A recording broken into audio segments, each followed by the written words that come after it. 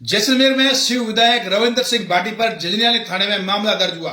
Police ने ये मामला दर्ज किया है। वहीं आपको बताना चाहेंगे कि राजस्थान में विधायकों पर थानों में मामले दर्ज करने की यह पहली बात नहीं है, क्योंकि पहले ही विधायकों पर मामले दर्ज होते आए हैं और सीआईडी सीबी इसकी जांच करती है। दर्जनों मुकदमों में सीआईडी सीबी के पास पेंडिंग है।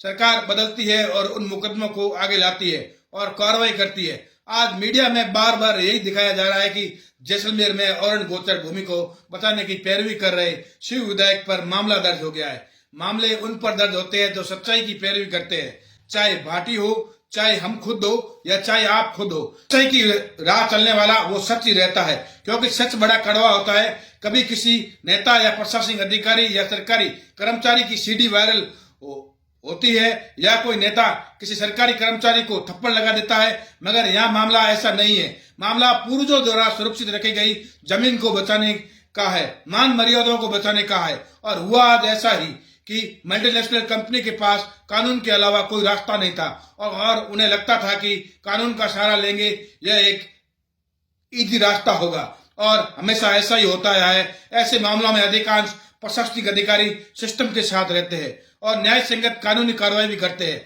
वहीं भाटी के वायरल वीडियो के बाद उस वीडियो की चर्चा जैसलमेर ही नहीं दिल्ली तक होने लगी। एक दबंग विधायक आया और गाड़ी में बैठे युवकों को छुड़ा ले गया।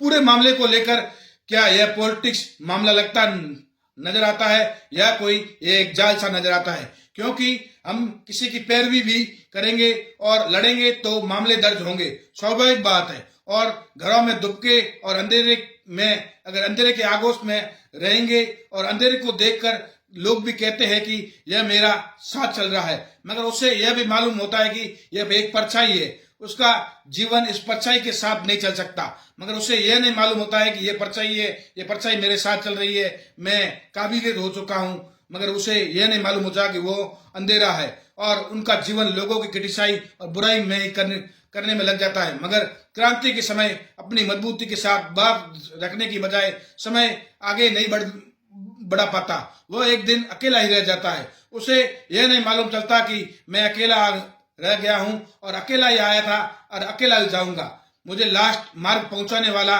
कोई और मेरे साथ चलेगा या नहीं चलेगा, या ये मेरे रिश्तेदार चलेंगे। मगर कभी कभार ऐसा होता है कि उसके साथ कोई नहीं चलता है और भाईचारा निभाया हो तो इज्जत कमाई हो तो उसके साथ सब चलते हैं। वहीं आज पूर्वजों द्वारा सुरक्षित रखी गई जमीन और मान मर्यादाओं को बचाने के लिए जैसलमेर जिले में पड़ोसी जिले का विधायक आया और वह विधायक युवाओं का आइडल भी बना हुआ है। इस पूरे मामले को लेकर महंत प्रतापपुरी जी ने कहा, रविंद्र सिंह भाटी कॉलेज में पढ़े हुए हैं, उन्होंने न्याय की पढ़ाई की है, उचित अनुचित को वह भी जानते हैं, कैसा मामला हो, किस जगह उठाना हो और क्या करना हो यह उन्हें अच्छी तरह मालूम है।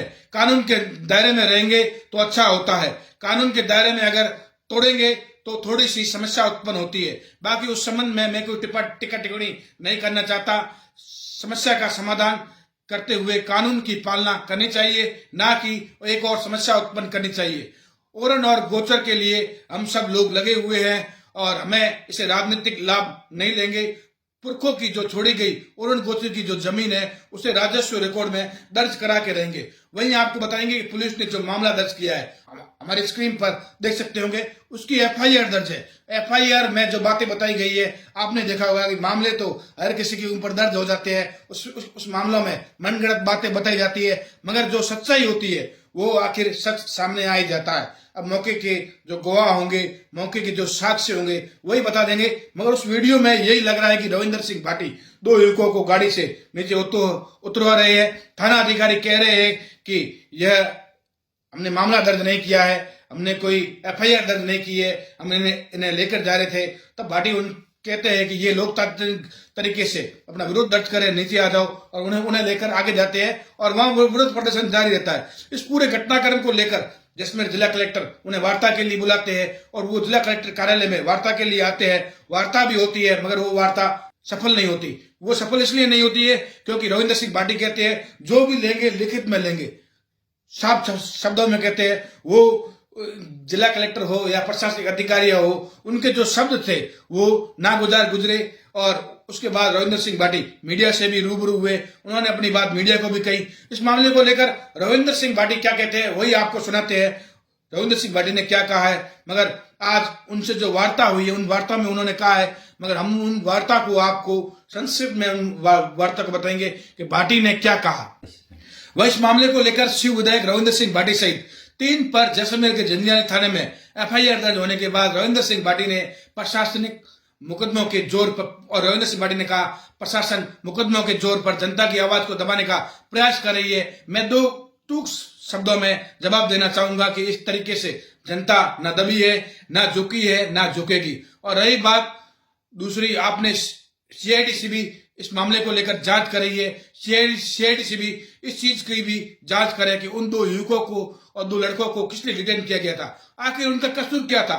इसलिए किसी अधिकारी ने किसी के कहने पर उनको डिटेन किया, क्या उनका जुर्म था, अगर जुर्म नहीं था तो फिर क्यों, किस तरीके से में उन्हें डिटेन किया।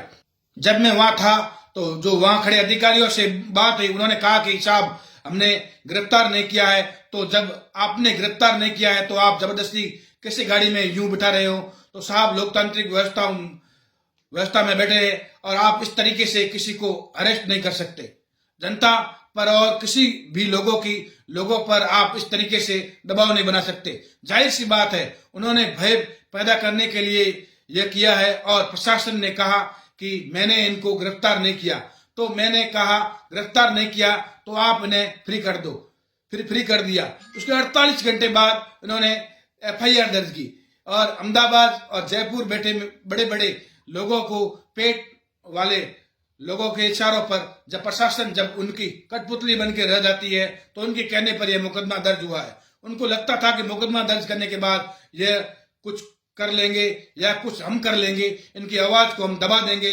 मैं साफ सुथरे शब्दों में कहना चाहूंगा कि जनता के आशीर्वाद के साथ ही लड़ाई लड़ने के लिए आगे आया था, मजबूती के साथ आखिर दम तक लड़ाई लड़ूंगा। एक मुकदमा अभी दर्ज किया है, आप चाहे 10 मुकदमे दर्ज कर ले, न झुकेंगे न डिगेंगे, मजबूती के साथ खड़े रहेंगे, हक अधिकार के लिए लड़ाई लड़ेंगे। भाटी ने कहा पॉलिटिकल प्रेशर नहीं है, यह मल्टीनेशनल कंपनियों का प्रेशर है। आज प्रशासन उनकी कठपुतली बनी हुई है, जिसके कारण 48 घंटे बाद इनको बेबस होकर मुकदमे दर्ज करने पड़ रहे हैं। इनको लगा कि क्योंकि मल्टीनेशनल कंपनी की फितरत रही है कि जो कोई भी आपके खिलाफ प्रदर्शन करने आए, विरोध करने आए, तो उन पर मुकदमे दर्ज करने का मैं साफ तौर पर कहना चाहूंगा कि मैं पढ़ा लिखा हूं, मैं वकील हूं। आप इस तरीके से जनता की आवाज को नहीं दबा सकते।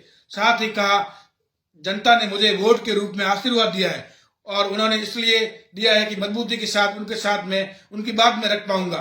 मैं आगे वाले समय में भी मजबूती के साथ इस लड़ाई को लड़ूंगा। आप इस तरीके से झूठे मुकदमों के दम पर लोगों की और जनता की आवाज को दबा नहीं सकते। लड़ेंगे, डटकर मुकाबला करेंगे, ऐसी छोटी हरकतें ना करें। आपको बात करनी है तो मुझसे सामने आकर फेस टू फेस बात करें। आपको बताना चाहूंगा कि सीआईडी पहले इस चीज की भी जांच करे कि उन 2 लड़कों को डिटेन क्यों किया गया था, उनका जुर्म क्या था, किन अधिकारियों के कहने पर किसी के दबाव में उन 2 युवकों को डिटेन किया गया और गाड़ी में बिठाया गया। वहां पर जनता बैठी है, हमारी प्रथम प्रायोरिटी बनती है कि लॉ एंड ऑर्डर मेंटेन रहे, वहां के लोगों को आमदन में पूरे तरीके से विश्वास रहे, अपराधियों में भय रहे। आज क्या हो रहा है, आज आमदन में भय पैदा हो रहा है, कंपनियों में विश्वास पैदा हो रहा है। कहीं ना कहीं जो बड़े बड़े लोगों के हाथ में कठपुतली बन के जो खेल रहे हैं, आपको जो अधिकारी है उनको स्पष्ट रूप से कहना चाहूंगा, इस तरीके से आप जैसलमेर जिले के जिसका गौरवशाली इतिहास रहा है, आप यहाँ के लोगों को इस तरीके से दबा नहीं सकते। भाटी ने कहा मुझे यहाँ की न्यायपालिका पर पूरा भरोसा है और यह जो दबाव की राजनीति कर रहे हैं, आने वाले समय में इनको सूद समेत जवाब दिया जाएगा। न्यायपालिका द्वारा इनको हम चुनौती भी देंगे और साथ ही साथ मूवमेंट पर कोई भी फर्क नहीं पड़ता और जो आगे होगी वो कार्रवाई आपको जरूर बताएंगे।